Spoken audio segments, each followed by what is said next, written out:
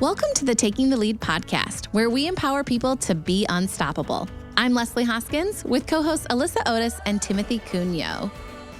How are we doing today? I know, Timothy, you've got some things happening in your life. You want to start us off today? Within the past little while, I've decided to start thinking about replacing Glacier with another guide dog. So now we have started the process, I guess, and it was a hard decision to make. And Glacier's just, when we get to common things she does every day, she gets kind of bored and she wanders off a little bit. When we go to the airport or go to the mall, she's dead on. But it's everyday stuff that she's done 1,000 million times, like going in our church parking lot or at a grocery store, inside the grocery store. She's just starting to wander off a little bit. She's losing some attention. So I think she's getting to that point. So we decided to start the process, and it's a difficult situation. I'm not happy about it. Sure. It's a lot of emotions of doing this, and I'm going to need leader dog support and everybody else's, because this is my first dog, and I don't know it's okay now, but 9, 10, 12 months from now or whatever, it's going to be difficult to leave that day to go to leader dog and say that I'm never going to work with my dog again. And just thinking about it gives me, upsets. Yeah. And it's so hard too, because, with people, we say we're ready to retire. I think people say that probably in their 20s, 30s, and eventually they get to that point of actually retiring. But with a dog, you're doing such a service to Glacier for looking at how she's feeling and looking at her body language and looking at her interests and looking out for her, best interest to decide when it's right to retire, because that's not an easy decision. And it's a big gray area. There's no, day that I know, yes, today's the day that I'm going to retire the dog. So I give you a lot of credit too, Timothy, because it is very difficult to come to that decision, feel okay with that decision, even if there are some fears or concerns or nervousness of not knowing what's ahead. Yeah. And there's not like a specific age where it's just right. like, okay, your dog's 8 years old. They are definitely going to be retired. It's so different for every dog. So Glacier best and what is and what isn't normal for her. Well, I don't want there to be a gap. There's a fine line, I guess, because you can probably work a dog too much. And I don't know. I don't want everyone to be that situation. But I'm just feeling it. And there's a little disconnect.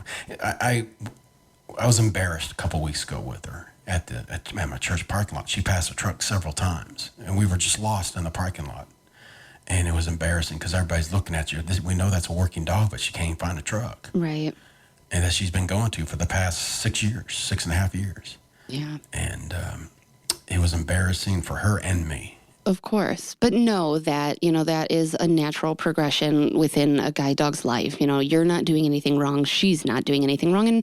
And retirement and age and what retirement itself looks like for every dog is so different. Some dogs do work up until their handler decides to come back for another dog. Some dogs do partial retirement. I'm going to take the dog out sometimes and not others. And like I said, there's no right or wrong way to do it.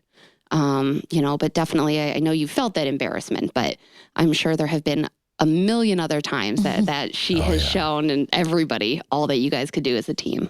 As much as we traveled over the past 4.5, 5 years, good night. That's exactly it. How many people have seen you and been impressed, Yeah. So we're planning on a cruise this September. It'll be her last cruise to Alaska. Oh, and it'll be her last big trip, most likely. And it'll be her third trip to Alaska on a cruise. So, oh my goodness. Well, we're going to have one celebration. 8 people are going with us. We're going to celebrate her retirement. Yeah. If you need a ninth, I'm free. Well, hey, come on. I've only been once. She's been more than I have. So it's a little embarrassing on my end there.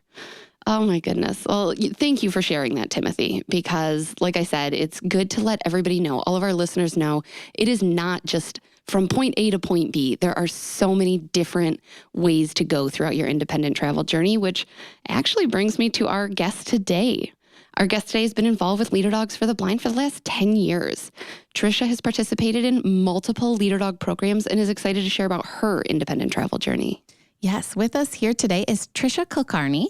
She is originally from Dayton, Ohio, and found her way to Leader Dog as a teenager. Since that time, Trisha has earned her bachelor's and master's degrees in computer science from Stanford University, interned at companies like Microsoft and the Chan Zuckerberg Initiative, and graduated from an independence training program at the Louisiana Center for the Blind. This January, Trisha started her first full-time position as a software engineer at Apple, working on VoiceOver for the Mac. Wow, I need to talk to you about my iPhone. We got questions. Yeah, Trisha, welcome to the podcast. How did you find Leader Dog as a teenager and come to the camp? Thank you so much. It's awesome to be here. Leader Dog has a special place in my heart, and it's 10 years now, but I think my involvement in the organization will last a lifetime. So thank you for everything that the team does. How did I find Leader Dog? Well, I unexpectedly went blind right before high school. And of course, when the transition first started, there were a lot of questions to answer about how I was going to do school and live daily life. But around the middle of my high school journey, I started to crave a little bit more of the adventure that I had before I went blind. My family loved to travel, and the question popped up in my mind of like, why can't I still do those things, even though now I might have to do it a little bit differently? And so even though it was really scary, I saw that Leader Dog had a camp for teenagers, and I thought it would be a fun experience to come and do some of the recreational activities that the camp put on. And that was really my motivation for coming, I would say. What I got out of it was a complete different story. I think that sometimes we think we know what we're going to get out of an experience. But what I didn't realize is that I went to school every day in high school, being the only blind person I knew and the only person that knew about the struggles I was going through from a firsthand experience. And when I went to camp, I finally got to meet people who were going through the same experiences I was, both, some of the challenges, but also some of the beauty that comes out of living life non-visually. There were people from all over the country, and we just ended up having a blast. Leslie was our camp director, and she did an amazing job with the program. We got to do all kinds of things, and it really showed me that life was for the taking, and I could, go out and do things even that I didn't think I could do at that time. And that actually sparked me wanting to spend more time on being able to travel and feel confident with getting around. And that's what brought me to the accelerated O&M program as well. Was during camp, we did an activity with, I remember the Trekker Breeze. I don't know if Leader Dog still uses it, but we each got a Trekker Breeze, and we were trying to find locations and drop beacons around Rochester. And then I realized that it was kind of uncomfortable, but really exciting when I found a place that we were looking for or was able to accomplish the task. So then we just continued the fun. Actually, Leslie was my instructor during Accelerated O&M as well. And we got into some trouble. We had some fun on, I remember we went to a college campus and navigated downtown, and I left maybe not necessarily knowing all the answers of how to get around, because of course it was only a week, but I think it was more the attitude that this is something I want to keep working on and growing with, that I got out of those two programs. Trisha, you're making my O&M and camp heart just swell. This is like everything you said is exactly like our dream. That's what we hope everybody walks away with from their camp experience, is those connections and life experiences, and then coming to O&M as well as a follow-up and realizing you can do it. Absolutely. It's just using different tools and feeling empowered to take life on. I'm so happy to hear all of those things. That's absolutely fantastic. And so you came for that week of O&M. And I do remember you said we got into a few situations. We ran into each other recently, Trisha and I, at a conference. And I was telling Trisha that a core memory that I have is when she was with us for orientation and mobility, and we did a drop-off lesson. And I dropped Trisha off and I'm kind of following in a van. Well, of course, the environment in Rochester that we had traveled all week, perfectly fine. Everything's fine. That Friday, all the construction in the world. They are redoing almost every sidewalk in downtown Rochester. And I just remember being like, oh my gosh. And it didn't exactly go perfectly. However, Trisha handled it with such poise and confidence and navigated it and did not let it fluster her. And I just was so absolutely impressed with everything that you did. And it was so exciting as an instructor to see the progression that you made throughout the week. But man, was I nervous because that environment just completely took a turn on us on that final day. But then that wasn't your last journey. Do you want to tell us what happened next after O&M?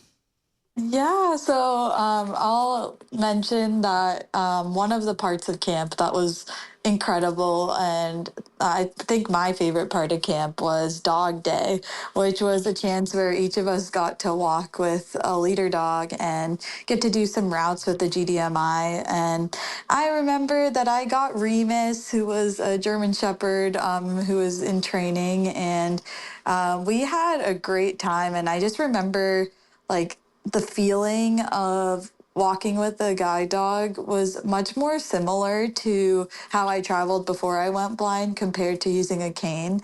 And I really like loved that feeling. And, at the time I was like 16, 17, starting to think about going to college. And one of the biggest things that scared me about going to college was how was I going to get around? Was I going to be able to be confident and make friends? And I think at the time, getting a guide dog was very in line with those goals. So I applied to receive a leader dog. And I have to tell this story. This is one of like another really special part of my leader dog journey, which is that I actually returned to camp a week before I was supposed to receive my leader dog back home in Ohio. I was doing a home delivery. And I remember on dog day, I was like, am I going to get to walk with the dog that is like going to be mine? And I was really stressed about it. And I kept asking everyone. I asked Erica, I asked Leslie, I asked like anybody who worked there. I was like, am I going to get to meet my dog? And everyone kind of agreed that mom was the word and they weren't going to say anything. So one thing that I knew about the dog that I was going to get in July was the breed of my dog. And it was going to be a cross. And so the dog that I walked out that day was not a cross, at least told to me was a black lab. And so I was like, oh, this is not good. Like, I don't get to walk with my dog. I'm so sad. And throughout the day, I just fell in love with this other dog that I was walking with. And I was like, man, I like love like our pace together. And we got to do some extra routes compared to everyone else that was at camp that year. And I was so like conflicted inside because I was like, wow, if this is what my dog's going to be like, I'm super excited. But at the same time, I was disappointed that I wasn't going to get to walk with the dog that I was receiving. And so me and Kevin, I'll never forget this, sat down outside of the downtown training center.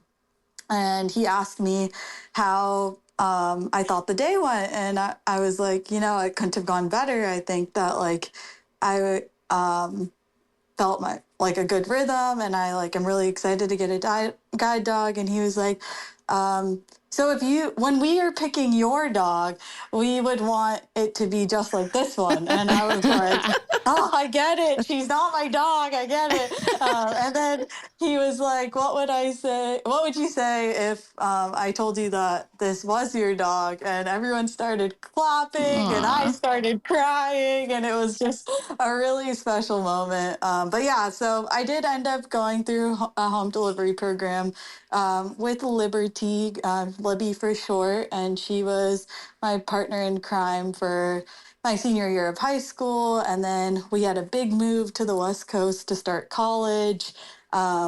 We navigated a global pandemic, and then we wrapped up our working career during my master's program. When I graduated, we decided to retire her. And so now she's happy and loving her relaxed life in Ohio with my parents where she gets too many treats, in my opinion. Oh gosh, I hope your parents listen to this. That's what an incredible experience. I know the instructors, we pride ourselves on not giving away too many secrets about somebody's dog. So I'm sure that was difficult for all of them all day, but what a great little story that you got to walk with your dog. It's amazing. Oh, yeah.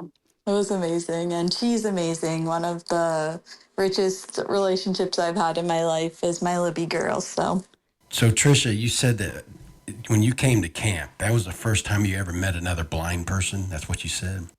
yeah, I would say so. I would say definitely the first time I met peers that were blind. I might have met like other adults, but What was that week like to be around 16, 17-year-olds your age and finding out, hey, there's nothing wrong with me. We're normal. And to be able to get friendship out of that and stuff like that. How was that week with you like that?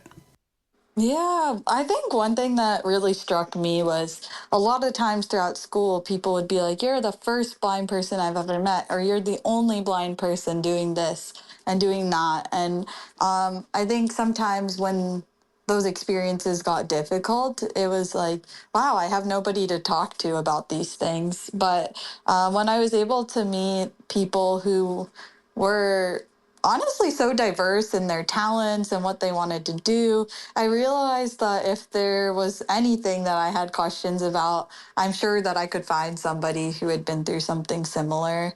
I think the nice thing about going and finding community is that it doesn't take away your individuality. There were still some things that I was doing that other people weren't doing, or like, we're defined by where we come from and our family, but it was the first time I wasn't defined by blindness itself. And I think that was a really nice community to have, and one that carried me through the rest of high school. I know that we had a group chat with some of the people that I met during camp, and it was really fun to tell, like, wow, my guide dog really crushed it today. But also at the same time being like, man, this person just like would not believe that I could get up and get my own cup of water. And that was really frustrating. And so I think both for the wins and some of the hard moments, it was nice to have a group chat from Leader Dog to support me once I got home too. Absolutely. And what's interesting, and I know Leslie had mentioned this earlier, is that that's a huge part of what we talk about when we talk about our teen summer camp is the social aspect of it.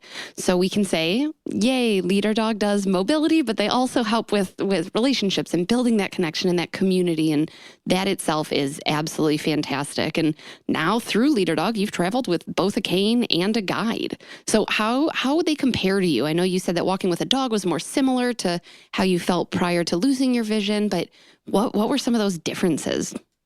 I've come to love both forms of travel, and I think that it's not just a good thing, but a really important thing for people to be comfortable with both. Admittedly, I wish that I had spent a little more time building on that foundation that I started with my instructors, including Leslie, like in high school, Yeah. because I got a dog pretty soon after that. And I was so in love with that form of mobility that I didn't end up keeping up with my cane skills as well. And it was only when I was thinking about graduating college and starting a job that I was like, I really need to work on this. Like, Libby is going to be retiring, and I'm not quite sure if I'm ready to get another dog right away. So I actually invested in going to a 9-month rigorous independence program through the Louisiana Center for the Blind, where they really focus on cane skills. And I think after having gone through that and now feeling like my skill sets for both forms of mobility are up to par, I can more objectively compare the two, because I think before I would say, oh, guide dog life is just superior in every way. But I think it was because there was still growth I needed to do with using my cane. In terms of how they compare, I would say that a lot of what we hear about the two are true. Like you can put your cane in the corner of your room at the end of the day and not have to worry about it going to the bathroom or Yeah, you don't have to pick up after a cane. exercise. Yeah, exactly. But then, with a cane, you're also not just confronting obstacles physically, right? Like you do have to hit a pole to know that it's there and then go around it. But there's also a lot more obstacles with the public, I would say, in terms of people assuming that you need help when you don't have a dog. I think people like to believe that a service dog like does the work for you. And Yeah. so they find peace in seeing that a dog has eyes and is looking out for you. But to convince the public that you're totally good with the cane, I think is something that we still need a lot of social reform on. I've noticed, like, I remember a few years ago, because Leslie was talking about, people have different approaches to retirement. There was a time when Libby was working part-time. And so I was going to take her home to my parents. And so I flew one way with a dog and one way without a dog, and the contrast was crazy in terms of people's assumption that they could grab me or pull me in a certain direction. And I think that is something that, whether it's a good thing or not, comes with having a dog, is maybe just a little bit more of a personal bubble. But I don't think that's a reason to stop using my cane, because I want that to change. I want more people to respect both forms of travel. I think those are some of the things that come to mind, but I'm happy to keep unpacking this as the conversation you are hitting unfolds. all of Leslie's talking points. So this is great. You are just thrilling her to no end here, Trisha. I'm delighted by everything. I appreciate you sharing that and your perspective. And now you're doing so many different things with it, Lice. So I want to kind of fast forward a little bit, but before we move on to your career and all of the things that you're doing there, I am curious, you're not currently traveling with a guide dog. Can you tell us a little bit about that decision, and or if that's, going to maintain or where you're at with that decision?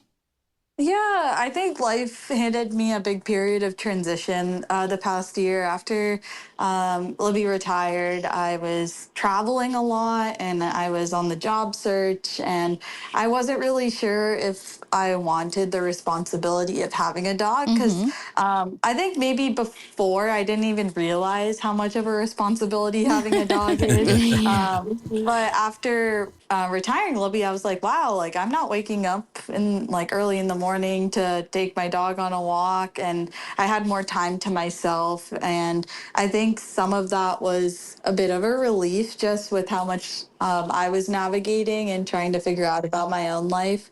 And so I think it goes to show again that I really believe having cane skills is really important, because if I didn't have that, there might have been more of a need to get another dog right away. But I've been enjoying this transition period where I've been working on my health a lot. I actually got into running and am running a half marathon this summer. And so it's been a journey of kind of my own health and my own mobility without a dog in the picture. I do think that I miss some parts of having a dog for sure. I think as a young woman, one really big one is that I foresee myself living in big cities over the next few years, San Francisco or New York. I was just in DC, and you can control your actions and your orientation and mobility, but you can't always control the public, as has been a theme in some of my comments so far. And I think that safety wise, I would love to have a companion as I'm going through those experiences. And yeah, sometimes it can just reduce the mental load of getting around your day, offsetting some of that to a dog to be getting you around obstacles and those kinds of things. So I definitely haven't ruled it out. I am still kind of in a time of contemplation, but enjoying a little bit of a break and time for reflection. That's what's so great about Leader Dog. It's what you want to do, and we will be here ready for you to get another dog eventually, hopefully, and it's on your time, not our time. And that's it. And putting all of that thought into it ahead of time, just like you said, when you were younger, you didn't really know. And how are you to know? No matter what age you are, how are you to know exactly what you're getting yourself into if you've never had a guide before? So spending time to think about it is, I mean, a brilliant thing to do. I would suggest that for everybody, is whether it's a not now, not ever, whatever it is, it's different for everyone. So putting in that thought is great. And so you're getting around with your cane, and I know you've got a very busy life. I need to talk to you about Apple. Otherwise, Timothy will be upset that we're not talking about this. So what are you doing with Apple now? Yeah, so I was really fortunate to get a full-time job opportunity at Apple as a software engineer on the voiceover team for Mac. So I've been actually a long time Windows user with JAWS. And so at first I was like, are you sure you want to give me this job? I don't know how to use voiceover. But I think the whole spirit of working on accessibility at Apple is that we want to increase the usage of the product and see how we can make it easier and more fulfilling for blind people to use the product. And since starting, I've been blown away with just the culture at the company in terms of inclusion. It's not just like part of their branding. It's really clear, and just like even how the office is set up and the number of diverse perspectives they hire on at the company. So I'm really grateful that it's where I'm starting out my career, because kind of in the spirit of what we've been talking about, there's a lot to figure out as a blind person and what you care about in a job, and also some learning curves, right? Not everything comes as quickly, and especially in a time with AI where everything's moving super fast. I'm just super glad to have an employer that kind of understands that and is willing to work with me as we navigate some uncertain times. And how lucky for Apple to have you and all of your experience. I'm just in awe of everything that you've continued to accomplish and share with us here today. So thank you so much. And I'm hopeful that we can follow along with your journey, whatever that looks like, and be a part of it and a part of your story. But you have so much to contribute to this world and to accessibility and Apple and all the things. And I just really appreciate the thoughtfulness that you have put into all of your mobility, whether it be with a guide dog or with a long white cane. I think there's so much to learn from this episode, and you really sharing your honest opinion and how you felt in different situations and the pros and cons. Much appreciated, Trisha. Yeah, thank you. Any secrets you can tell us about Apple is coming out this September? Yeah, when's the next iPhone coming out? Like Leslie said, Trisha, thank you so much for being here. Thank you for talking. You have made Leslie's heart grow twice its size. So thank you for talking about your experience both at Leader and since Leader. I also want to thank everybody that has joined us today to listen to Taking the Lead. I'm Alyssa Otis with hosts Timothy Cunio and Leslie Hoskins. We hope you enjoyed learning about Trisha's journey through our program at Leader Dog. Please join us next time as we continue to dive into the world of blindness. And if you'd like to learn more about applying to Leader Dog, you can head to leaderdog.org or call us at 888-777-5332. Don't forget, you can reach us at takingthelead@leaderdog.org with any questions or ideas. If you like today's podcast, make sure to hit subscribe and check us out wherever podcasts stream.